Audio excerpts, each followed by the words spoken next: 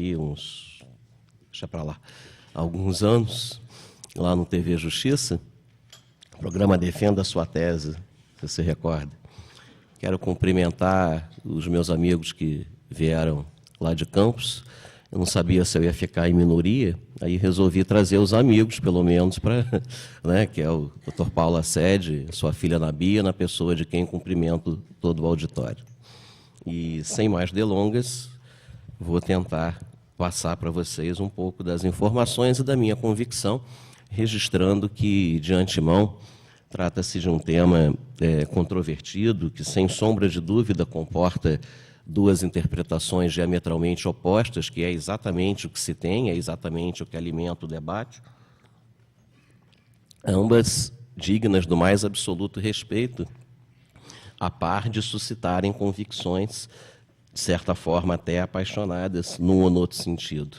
É exatamente por isso que eu tive essa preocupação, quando tratei desse assunto no livro, por ocasião da minha dissertação de mestrado, de tentar, por algum momento, esquecer que, enquanto operador do direito, eu milito no Ministério Público e tentar trazer esse assunto num plano estritamente acadêmico, que é onde, na minha compreensão, o debate se torna mais qualificado, quando a gente se consegue apartar um pouco do debate institucional, que é absolutamente legítimo, sem sombra de dúvida. Quero começar a minha exposição dizendo que reconheço que é absolutamente legítimo que as instituições briguem no bom sentido, claro, no Congresso Nacional, no sentido de conquistar espaços de protagonismo no nosso cenário constitucional. Isso é absolutamente legítimo, tanto o Ministério Público, quanto a Polícia, quanto a OAB, quanto o Judiciário, é natural e é compreensível, e, aliás, é até democrático, exatamente por isso que o Congresso Nacional tem essa composição plural, que as instituições tentem trabalhar um espaço maior de atuação. No entanto, às vezes, esse debate institucional acaba levando a argumentos, como o Rubens muito bem colocou, que acabam deixando cicatrizes, porque aí se assistem trocas de acusações, o Ministério Público fala que ocupa o lugar da polícia que não investiga, a polícia fala que o Ministério Público quer selecionar os investigados, e a gente acaba falando mais do que provavelmente necessitaria dizer, de maneira que debater esse assunto num viés estritamente acadêmico, eu penso que qualifica o debate, repito, até porque a tese as duas teses são absolutamente sustentáveis, é uma questão de formar uma opinião, de ter uma opinião, que cada um, evidente, pode ter a sua, e nem por isso virarmos inimigos, até porque, independente da posição que se chegue, é inevitável, e me parece que é uma conclusão que é unânime, no sentido de que o trabalho da polícia e do Ministério Público se complementa, obviamente. O trabalho do Ministério Público seria inviabilizado se não fosse a polícia, e o trabalho da polícia seria inútil se não fosse o Ministério Público. Isso é um fato, é natural, os dois se complementam, né? Não se trata aqui de se querer tomar o lugar um do outro, se trata de expor argumentos e se convencer daquele que é o melhor e defender as posições a partir desse convencimento, mas, me parece, num plano estritamente acadêmico, onde todos ganham com a qualificação do debate. Então, é nessa premissa que eu quero fazer a minha exposição nesses minutos que me serão concedidos, que, aliás, quantos são? Meia hora. Agora 25 minutos, pois é. Nesse espírito, eu quero, antes de tratar exatamente do assunto, saudar o advento da Lei 12.830.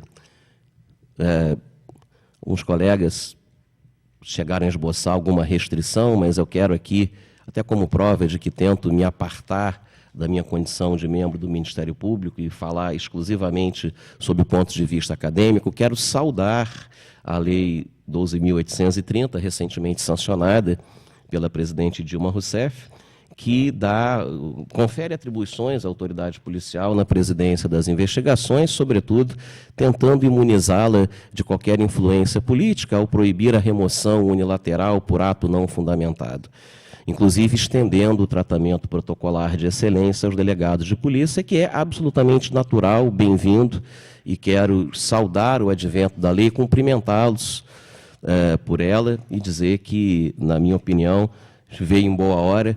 Não me estranha as reações que, eventualmente, têm se despertado no plano institucional, que talvez até comprove que não é um ambiente onde as ideias fluam com mais qualificação.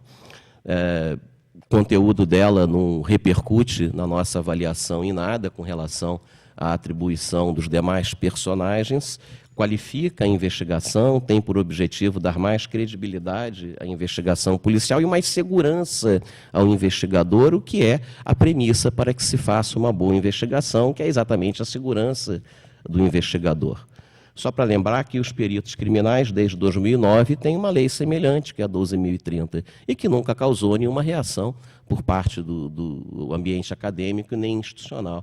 De maneira que, alguns anos depois, veio a Lei 12.830, até com numeração semelhante, pela coincidência, veio resgatar e, enfim, ocupar um espaço que já deveria ter vindo, na minha opinião, há mais tempo.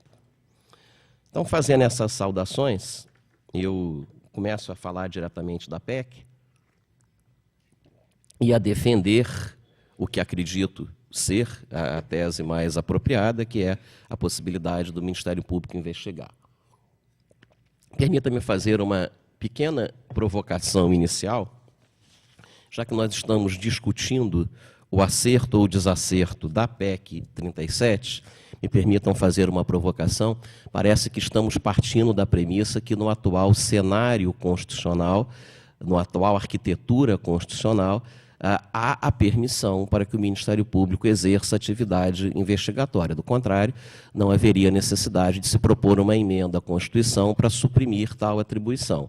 Parto dessa premissa, deixando aqui uma provocação, né, dizendo que o bom que se tira disso, me parece, é o reconhecimento de tal possibilidade no atual desenho constitucional, que, na minha avaliação, data máxima vênia, é absolutamente apropriado tal entendimento.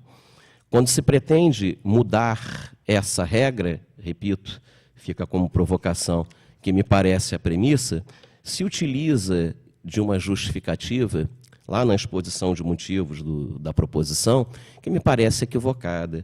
Quando se afirma lá, abre aspas, no mérito à investigação criminal, seja por meio de inquérito ou termo circunstanciado, tem por finalidade a completa elucidação dos fatos, com a colheita de todos os elementos e indícios necessários à realização da justiça. Fecha aspas. Isso não me parece ser o objetivo da investigação criminal inserida no modelo de sistema acusatório.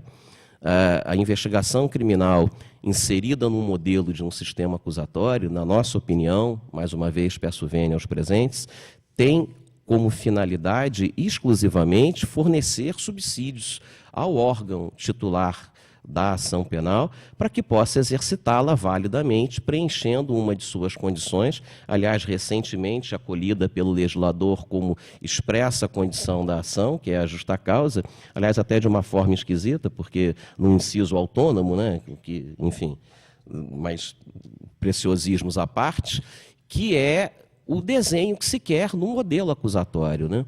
A elucidação dos fatos, abre aspas, colheita dos elementos necessários à realização da justiça é para se dar no modelo acusatório na instrução criminal. É ali sim que vai haver o debate aprofundado em contraditório.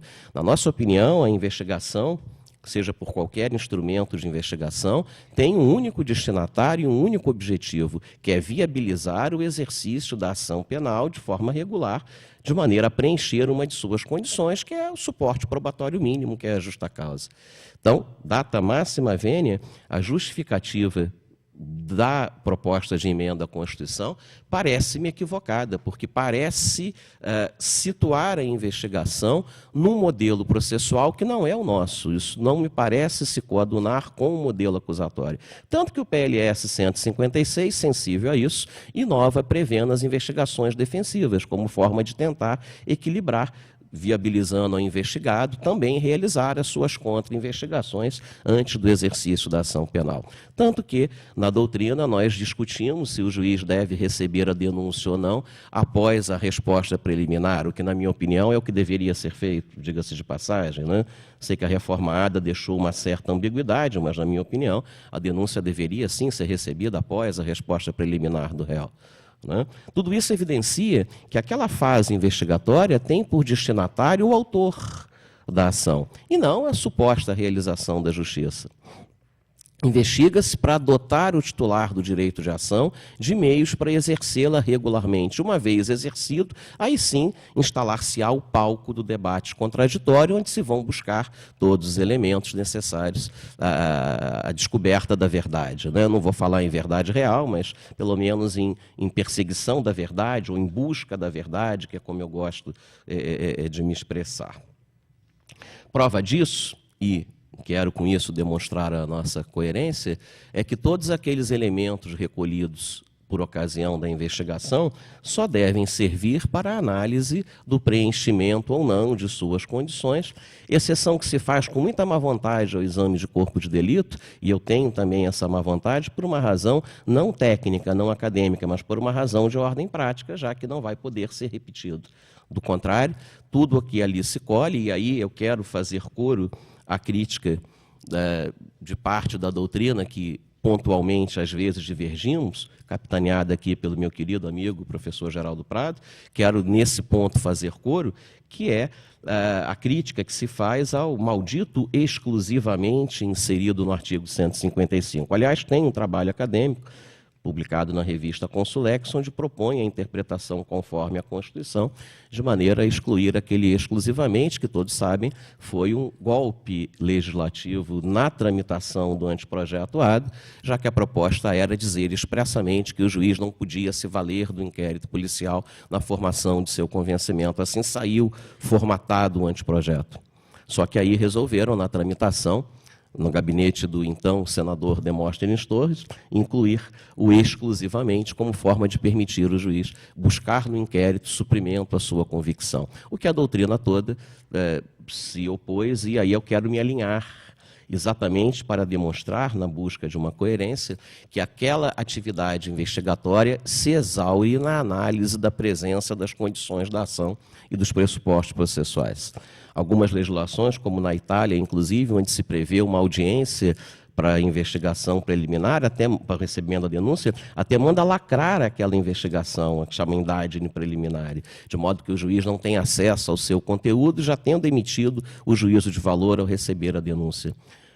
Algo parecido com isso se tentou fazer também na reforma ADA, que era mandar que a autuação se desse com o inquérito policial apartado e não inserido no processo quando recebida a denúncia, mandava-se desentranhar aquelas peças. Ora, nesse cenário, que é um cenário onde se busca um sistema acusatório mais aprimorado, parece-nos insustentável imaginar que o inquérito policial tenha essa preponderância, tenha essa natureza de fonte para a colheita, abre aspas, de todos os elementos e indícios necessários à realização de justiça. O papel dele é muito simples, o papel dele é, tão somente, e nisto se exaure, na nossa convicção, viabilizar o exercício da ação penal, tendo por destinatário o órgão que irá avaliar se é ou não caso de promover a ação penal, no caso dos crimes de ação pública, o Ministério Público, nos casos de crime de iniciativa privada, o próprio ofendido. Aliás, quando defendia naquela obra a investigação, não foi à toa que o título falava nos crimes de ação de iniciativa pública, sustentava ali que não cabe ao Ministério Público sequer requisitar a abertura de inquérito em crimes de ação penal de iniciativa privada, já que aí ele não será destinatário daqueles elementos de informação.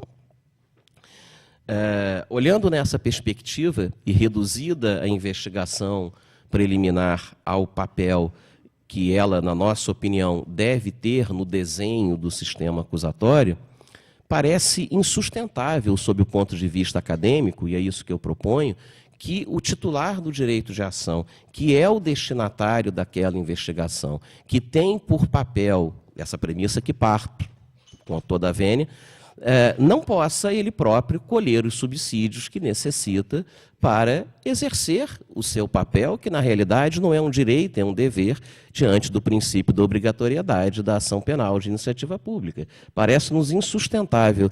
Nessa ordem de premissas, assim colocada e assim situada a investigação no sistema acusatório, que o titular da ação, exatamente aquele que vai exercer o protagonismo do sistema acusatório, porque falar em sistema acusatório sem dar protagonismo ao autor da ação, no caso público, o Ministério Público, no caso privado, particular, não é falar de sistema acusatório. É evidente que o sistema acusatório tem por protagonismo o autor da ação.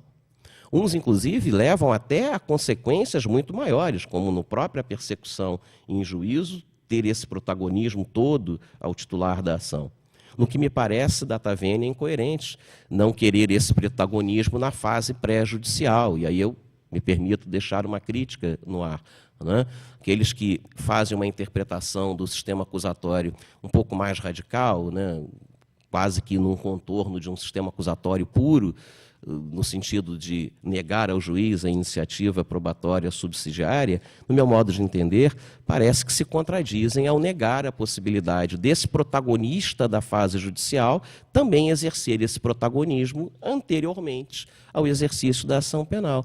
Ora, se no curso da instrução criminal, na visão de muitos, que também é digna de todo respeito, é o Ministério Público quem tem todo o ônus de provar e o juiz, na visão dessas pessoas, não pode sequer exercer iniciativa instrutória supletiva, abre parênteses, tese que eu não concordo, aliás, foi tema da minha tese de doutorado, no sentido exatamente oposto, reconhecendo a iniciativa probatória subsidiária do juiz, fecha parêntese, parecem que se contradizem exatamente no momento anterior ao exercício da ação penal, negaram ao Ministério Público o direito de iniciar a ação, se dizem que todo o ônus de levá-la adiante é dele.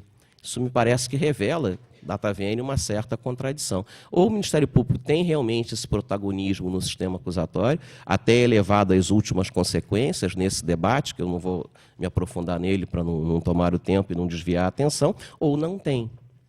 O que eu quero dizer com isso é que a investigação não é um fim em si mesma. Muito embora o Supremo Tribunal Federal, recentemente, me lembro de uma fala do ministro Marco Aurélio, no julgamento do Mensalão, tenha claudicado nesse tema, né, ao falar expressamente que era possível formar a convicção de mérito no julgamento do Mensalão com base em depoimentos prestados nas CPIs, o que parece sinalizar para o tal ponto fora da curva a que se referiu o recém-ministro, que aliás toma posse amanhã, Luiz Roberto Barroso. Embora o Supremo tenha claudicado nisso. O que eu quero dizer é, para nos manter coerentes, né? A investigação parece-nos se exaure com o exercício da ação. E se é assim, parece-nos não fazer nenhum sentido lógico querer decotar o titular da ação da possibilidade de recolher os elementos de que necessita para o seu regular exercício. Falta razão lógica, na nossa opinião, tanto que não encontra paralelo tal proposição no direito comparado. Só para citar Itália e Portugal, o próprio Código de Processo Penal fala expressamente que o Ministério Público dirige a investigação. Só para citar dois exemplos. Mais recentemente, no debate institucional, chegou-se a citar Uganda e Indonésia como únicos países em que a polícia tem monopólio de investigar. Eu confesso que eu não tive acesso ao Código de Processo Penal de Uganda e ao Código de Processo Penal da Indonésia, de maneira que não vou replicar isso como argumento que não vai ser científico, né? Nós, cientistas, temos por hábito só replicar argumentos que tivemos acesso. Uns colegas, talvez um pouco mais iluminados, tiveram certamente o acesso ao Código de Processo Penal ugandense, se é que se chama assim, e ao Código de Processo Penal indonésio, e aí puderam, evidente, fazer esse comentário indonésio, puderam fazer esse comentário. São países que têm uma grande tradição na processualística, né, tanto quanto a tradição turística, pelo menos da Indonésia, de maneira que isso nunca me despertou por essa tradição interesse. Nosso interesse na Indonésia não é no campo do processo penal, naturalmente, porque ela tem outros atrativos, certamente, que vai nos levar a ter uma certa simpatia por aquele país, não exatamente a simpatia processual. Mas posso nessa linha de raciocínio, garantir que outros sistemas que sempre nos foram interessantes, como o sistema italiano, que é a nossa inspiração, né? Dali vieram os nossos grandes mestres, né? Vieram da Itália, os grandes processualistas, sobretudo quando se refugiaram no Brasil. Liebman, que se refugiou no Brasil, nos deixou um legado de enormes processualistas, professor da professora Ada, nossa professora, enfim. Então, sempre nos inspiramos no modelo italiano. E no modelo italiano, repito, o Código de Processo Penal expressamente consagra ao Ministério Público a direção do inquérito policial, compreendendo que no sistema acusatório não faz sentido tolher o titular da ação do direito de colher os elementos de que necessita para a sua propositura, o que sempre levou o ministro Carlos Brito, poeta que é, fazer essa imagem de que tolher o Ministério Público de investigar é apartá-lo de si mesmo, desnaturá-lo, reduzi-lo à infame condição de bobo da corte, como dito por ocasião do julgamento do HC, do então deputado Remy 30, onde o Supremo, pela segunda vez, teve a oportunidade de, no seu plenário, decidir essa questão. Aliás, vale aqui uma crítica ao Supremo Tribunal Federal, se me permitirem. O Supremo Tribunal Federal, há 20 anos, se esquiva de decidir essa questão. Eu não consigo compreender como alguém chega ao Supremo Tribunal Federal sem ter uma posição formada a esse respeito. Eu não consigo imaginar isso. Vocês certamente, vocês que eu digo, os alunos, os acadêmicos, sairão daqui, comigo ou não, mas sairão daqui com uma posição formada sobre esse assunto. E quando chegarem ao Supremo Tribunal Federal, certamente vão se lembrar dessa posição formada. Não dá para entender como se perde vista de um assunto dessa relevância, que, digo a vocês, era merecedor, inclusive, de uma súmula vinculante, qualquer que fosse a posição do Supremo Tribunal.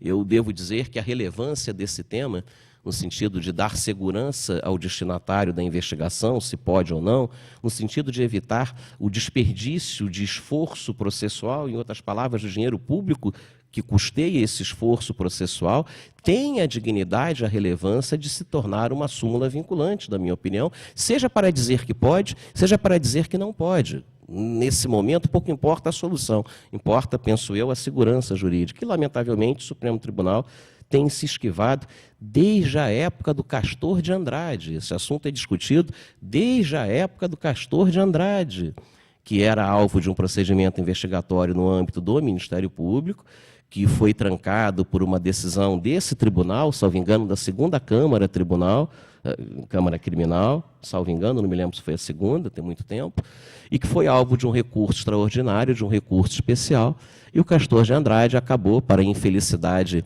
acadêmica, falecendo no curso desses recursos, que acabou levando à sua prejudicialidade, já que aí era o controle concentrado, não difuso de constitucionalidade.